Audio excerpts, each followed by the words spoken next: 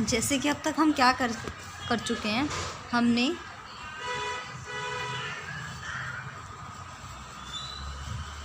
Mathematical analysis के 2 part cover up किए हैं। ये मेरा 3rd पार्ट है। उसके आगे स्टार्टिंग का आपने देखा था कि एग्जांपल 2 मैंने पहले करवाया था आपको समझाने के लिए कि कोई भी मैट्रिक्स स्पेस अगर मुझे गिवन हो तो उसे मैट्रिक्स स्पेस प्रूफ कैसे करते हैं।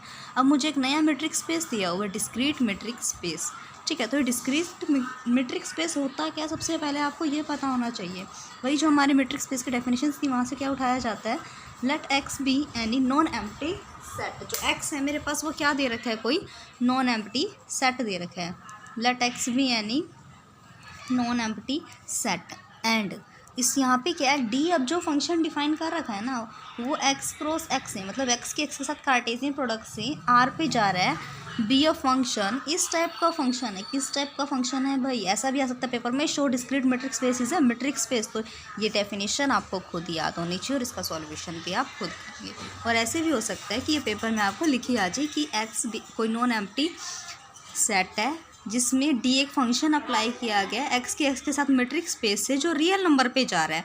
तो जो फंक्शन है ना वो इस तरीके से डिफाइन है, किस तरीके से कि जो मेरा डिस्टेंस एक्स कोमा वाई का वो 0 के इक्वल है। कब, जब एक्स किसके इक्वल है, वाई के। और ये जो डिस्टेंस है D of x comma Y का वो इक्वल है किसके, 1 के, जब मेरा एक्स वाई के इक्वल नहीं है। तो सबसे पहले आपको मैट्रिक्स स्पेस की प्रॉपर्टीज़ पता होनी चाहिए जो मैंने समझाई थी।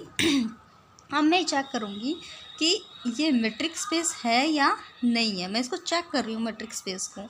किसी को भी मैट्रिक्स स्पेस चेक करने के लिए उसका 4 कंडीशंस को सेटिस्फाई करना बहुत ज़्यादा ज़रूरी है। तो इसकी 4 कंडीशन कौन सी थी वो आप पहले पिछली वीडियोस को विजिट करेंगे तो इसे समझना आसान होगा। तो पहले पिछली वीडियोस देखिए, 2 पार्ट आ चुके हैं, ये है हमारा पार्ट 3। देन आप इसको आसानी से समझ पाएंगे।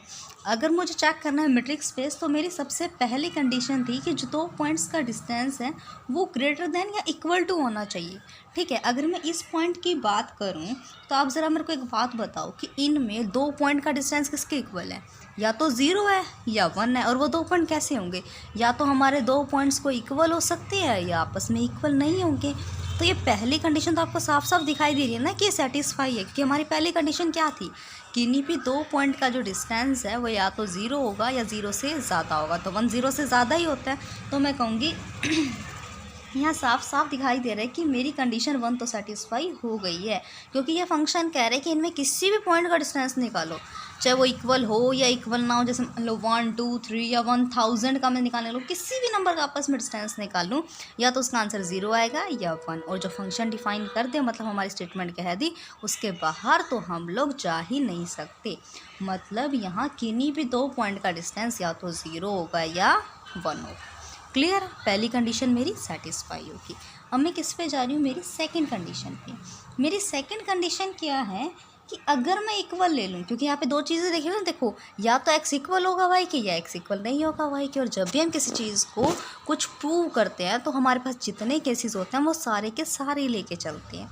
तो अब यहाँ पे 2 केस हैं तो मैं दोनों लेके चलूँगी। तो मैंने पहला जो केस उठाया है वो ये उठाया है केस फर्स्ट में, और मैं चेक सेकंड कंडीशन कर रही हूँ। सेकंड कंडीशन क्या कहती थी कि अगर distance of x comma Y मेरा 0 के इक्वल होगा, then if and only if में क्या आएगा, एक्स इक्वल होगा वाई के। ये मेरी सेकंड कंडीशन थी कि अगर 2 पॉइंट का डिस्टेंस 0 के इक्वल है तो एक्स इक्वल होगा वाई के।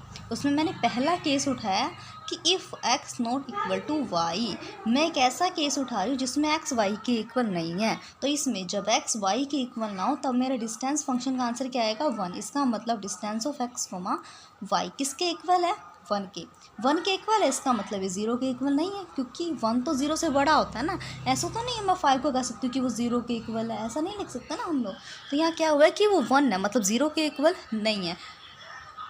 अगर डिस्टेंस 0 के इक्वल नहीं आता, एक्स वाई भी आपस में इक्वल नहीं है, मतलब हमें कोई चीज़ चेक करने की ज़रूरत नहीं है। अब कंडीशन सेकंड क्या होगी, यहाँ पे है कि x इक्वल है y के। आपको पता है मैट्रिक्स स्पेस में अगर x इक्वल हो y के तो मुझे डिस्टेंस को 0 दिखाना होगा। मैं चेक करती हूँ कि ये फंक्शन मुझे क्या बताता है। अगर 2 वैल्यूज़ आपस में इक्वल हैं, मतलब अगर x इक्वल है y के, अगर यहाँ x y के इक्वल है तो 2 पॉइंट के बीच का डिस्टेंस कितना दे रखा है, 0।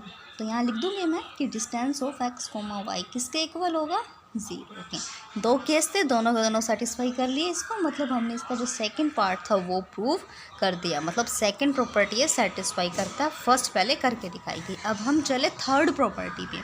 तो थर्ड प्रॉपर्टी मुझे क्या कहती है, वो ये कहती है कि अगर मैं डिस्टेंस निकालूँ मतलब एक्स कोमा वाई का, तो वो क्या होना चाहिए, वो हमेशा इक्वल होना चाहिए किसके, distance of Y comma X की। तो अब इसमें भी दो केसेस हैं, मैं दोनों चेक करूँगी कि if X equal to Y, अगर एक्स वाई के इक्वल है, अगर एक्स वाई के इक्वल है तब क्या होगा, देन अगर मैं डिस्टेंस निकालूँ एक्स कोमा वाई का, अगर मैं एक्स और वाई का डिस्टेंस निकालूँ तो वो किसके इक्वल हो जाएगा, 0 के। अगर एक्स वाई के इक्वल है तो एक्स वाई के इक्वल है, तब मैंने एक्स का वाई के साथ डिस्टेंस निकाला तो उसका आंसर क्या आएगा, 0। अगर यहाँ पे लिखा हुआ है कि अगर x इक्वल है y के, अगर मैं ऐसे लिख दूँ कि y इक्वल है x के, तो अब क्या वही फ़र्क पड़ जाएगा। लेकिन इस केस में मेरा डिस्टेंस कैसे निकलेगा, मतलब पहले वाला फंक्शन आगे है, तो ये हो जाएगा मेरा distance of y comma x। और मैंने पहले भी बताया कि अगर हम इनके प्लेस को चेंज करते तो कोई फ़र्क नहीं पड़ता। तो ऐसे ही अगर मैं डिस्टेंस निकालूंगी y कोमा x का, तो वो क्या निकलेगा, y इक्वल हो जाएगा x के, और जब y x के इक्वल हो तब आंसर क्या आएगा, 0। तो मैंने क्या किया, अगर x कोमा वाई इक्वल, अगर मैं डिस्टेंस निकालूँ x और y का तो 0 के इक्वल है, y को मैं x निकालूँ मतलब y का x के साथ अगर डिस्टेंस निकाल रही हूँ तो वो भी 0 है। तो मैं कह सकती हूँ ना कि x कोमा y से जो डिस्टेंस आ रहा है वो इक्वल है किस डिस्टेंस के, y कोमा x की। ठीक है, ये तो मैंने वही कहा जितने केसेस हो सारे चेक करने हैं। पहला केस तो हमने चेक कर लिया, अब मैं क्या करूँगी, इसका दूसरा केस चेक करूँगी। दूसरा केस क्या है, if x not equal to y, ये मान लो कि एक्स वाई के इक्वल नहीं है, और जब मेरा एक्स वाई के इक्वल नहीं है तब मैं क्या निकालूंगी, इन दो पॉइंट का डिस्टेंस, मतलब एक्स कोमा वाई का मैं डिस्टेंस निकालूं। तब इन दोनों पॉइंट का, जब एक्स वाई के इक्वल ना हो तब उन दो पॉइंट का डिस्टेंस क्या है, 1। मैंने ये आंसर यहाँ लिख दिया है कि जब एक्स वाई के इक्वल नहीं है तब दो पॉइंट का डिस्टेंस कितना आ रहा है, 1।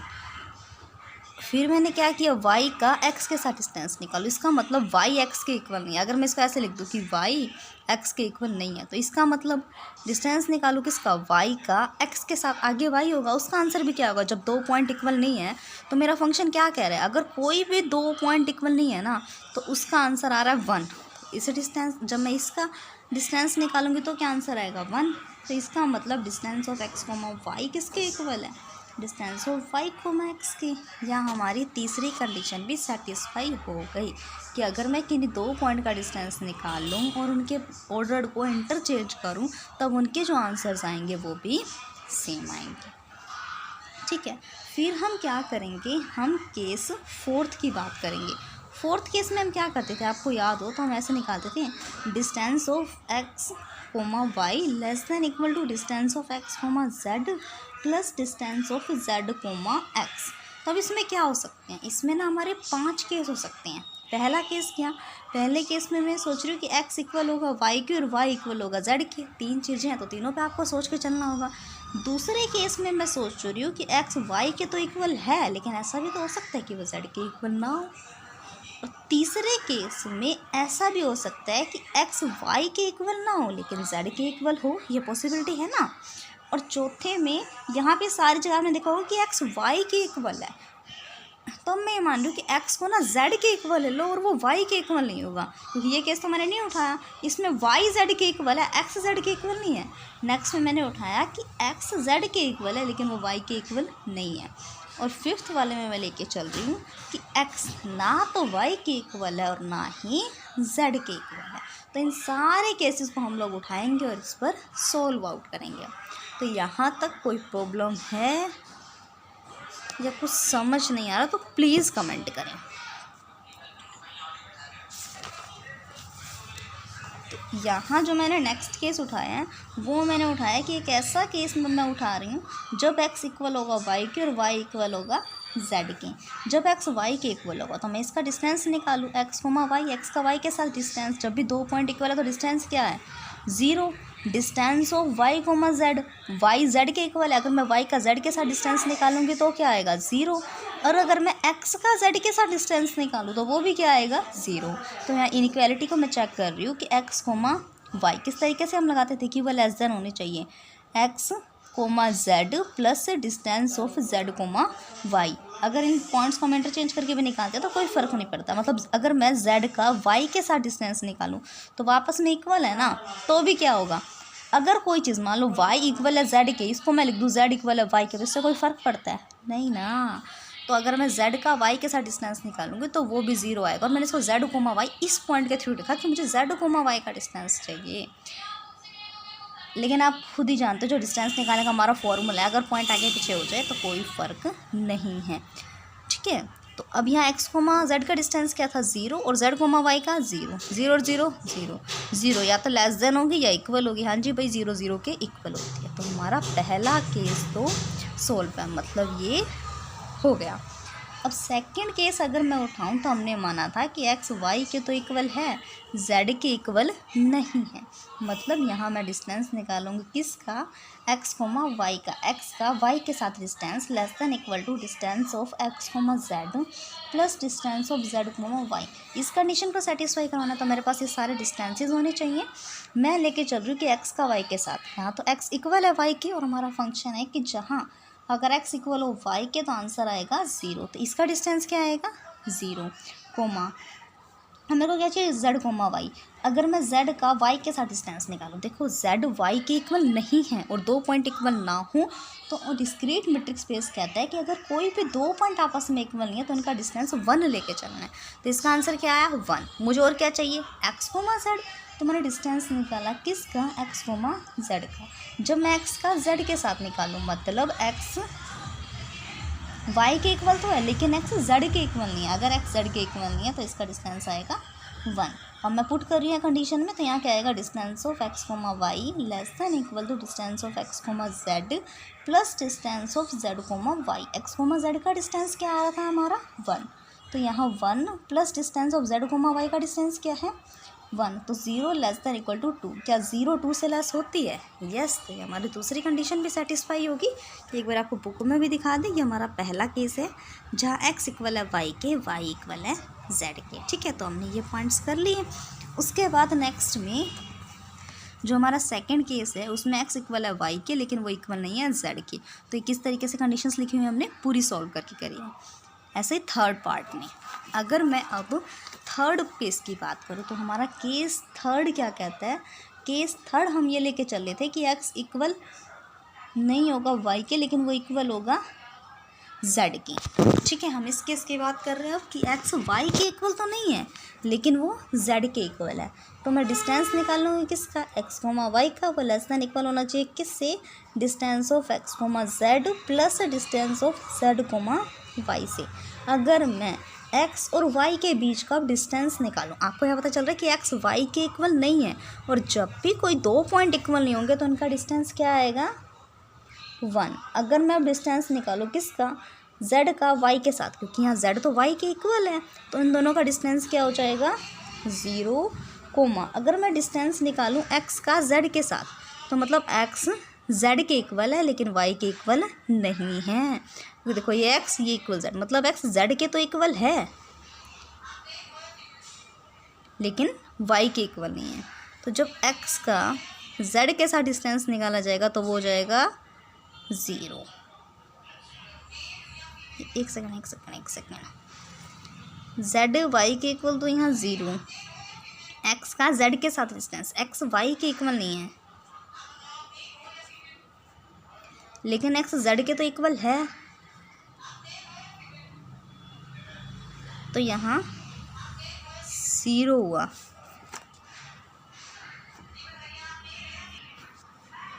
इस पॉइंट को एक बार दोबारा ध्यान से देखो कि x y के इक्वल नहीं है। ये क्या कह रहा है x इक्वल नहीं है y के लेकिन y z के इक्वल है। y इक्वल है किसके z के। जब मैं डिस्टेंस निकाल रही हूँ x का y के साथ, ये दोनों इक्वल नहीं है तो डिस्टेंस आ गया 1। लेकिन जब z का y के साथ निकालो या y का z के साथ तो वो दोनों इक्वल है, इक्वल है मतलब उनका डिस्टेंस 0। लेकिन जब x का z के साथ निकालना तो कहाँ से कंडीशन यूज़ होगी, x y के इक्वल नहीं है लेकिन y इक्वल है z के, मतलब y की जगह मैं z भी पुट कर सकती हूँ। मतलब x इक्वल नहीं है, मैंने इसे यहाँ से उठाया, y किसके इक्वल है z के, तो y की जगह क्या रख दूँ z। x z के भी इक्वल नहीं है तो x और z का जब डिस्टेंस निकाला जाएगा तो 1 आएगा। थोड़ा ध्यान से तो यहाँ डिस्टेंस निकाल रहे हैं एक्स कोमा वाई का, वो लेस देन है किससे, distance of x comma z plus distance of z comma y. अगर एक्स का जेड के साथ डिस्टेंस निकाला जाए तो वो हमारा 1 है, प्लस जेड का वाई के साथ 0, यहाँ पे क्या है 1, या तो 1 1 से लेस होगा या इक्वल, आपको पता है इक्वल तो है ही। अब मेरा फोर्थ केस हम लोग लेके चले थे कि एक्स इक्वल होगा, किसके इक्वल होगा, जेड के इक्वल होगा, लेकिन वो वाई के इक्वल नहीं होगा। ठीक है, तो हमने क्या निकालना होता है, distance of x comma y less than equal to distance of x comma z plus distance of z comma y. अगर अब मैं डिस्टेंस निकाल रही हूँ एक्स का वाई के साथ, तो ये देखो ये क्या बताता क्या है मुझे कि अगर मैं डिस्टेंस निकालना चाहती हूँ एक्स का वाई के साथ, तो ये मुझे कह रहा है कि एक्स इक्वल है किसके, जेड के। और दूसरी बात मेरे को ये बता रहा है कि जेड वाई के इक्वल नहीं है, जेड वाई के इक्वल नहीं है। और मैंने क्या करना है, एक्स का वाई के साथ, एक्स जेड के इक्वल है, एक्स इक्वल है जेड के, लेकिन जेड वाई के इक्वल नहीं है, तो एक्स इक्वल नहीं होगा वाई के। ए इक्वल है बी के, लेकिन बी नॉट इक्वल टू सी। अगर ए इक्वल हो बी के बट बी सी के इक्वल ना हो, तो बी की जगह तो मैं ये लिख सकती हूँ ना। अब ये देखो मुझे इन दोनों से क्या करना है, एक्स और वाई के रिलेशन तक पहुँचना है। एक्स इक्वल है जेड के और जेड इक्वल नहीं है वाई के, तो जेड की जगह मैं क्या लिख सकती हूँ, एक्स, मैंने लिख दिया। एक्स इक्वल नहीं है वाई के, तो अगर डिस्टेंस निकालूँ मैं एक्स कोमा वाई का तो क्या आएगा 1, तो इन दोनों के बीच का डिस्टेंस आया 1।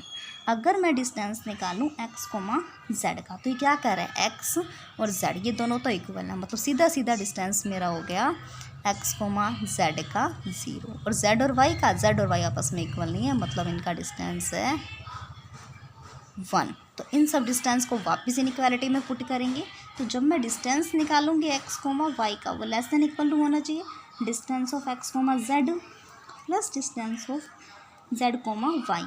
एक्स और वाई के बीच का डिस्टेंस 1 है, एक्स और जेड का 0, यहाँ 1, यहाँ less than equal to 0 plus 1, मतलब 1 या तो 1 से छोटा या 1 के इक्वल है, 1 के इक्वल तो है ही।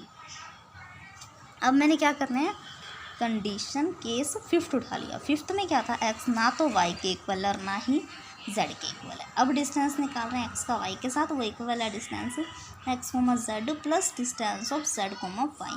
अगर मैं एक्स का वाई के साथ डिस्टेंस निकालूँ, यहाँ तो एक्स वाई के इक्वल नहीं है, और जहाँ भी एक्स वाई के इक्वल ना हो, या क्या मानना है आपको, सिर्फ एक्स वाई के इक्वल नहीं है इतना सोचना है, और जहाँ भी दो फंक्शन इक्वल नहीं है वहाँ डिस्टेंस आ गया जी 1 कोमा। अब वो कह रहा है distance of x comma z, x comma z का निकालना हो, तो एक्स वाई के इक्वल नहीं है और वाई जेड के इक्वल नहीं है, मतलब ये तीनों चीज़ आपस में इक्वल नहीं है, तो इसका डिस्टेंस क्या हो जाएगा 1।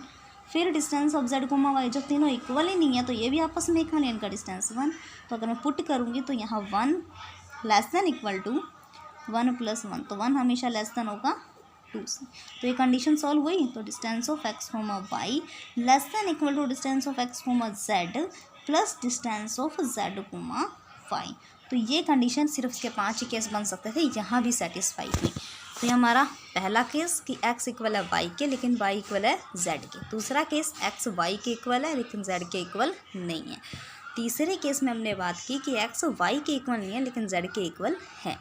उससे आगे हमने बात किया कि एक्स इक्वल है जेड के लेकिन वो वाई के इक्वल नहीं है। एक्स ना तो वाई के इक्वल है ना ही जेड के। तो लास्ट में हमारा प्रूव हो गया कि हमारा डिस्क्रीट मेट्रिक स्पेस एक मेट्रिक स्पेस है। आपको सीधा ये भी आ सकता है कि आप शो करें discrete metric space is a metric space. तो अपनी तैयारी कीजिए और समझ में आए तो चैनल को सब्सक्राइब करें और इसी तरह की वीडियोस को देखने के लिए इस चैनल पर डेली विजिट किए। डेली वीडियोस यहाँ पे आपको मिल जाएंगी। Thank you.